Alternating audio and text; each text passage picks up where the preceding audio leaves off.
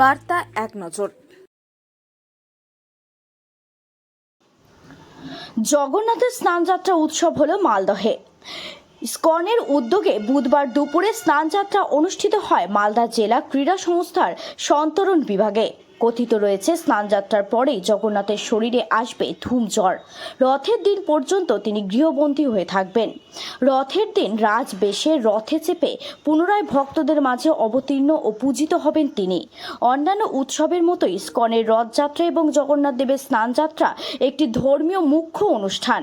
প্রতি বছরের মতো এবারও মালদার ইসকনের উদ্যোগে মহা সমারোহে আয়োজন করা হয় জগন্নাথ দেবের স্নানযাত্রা উৎসব।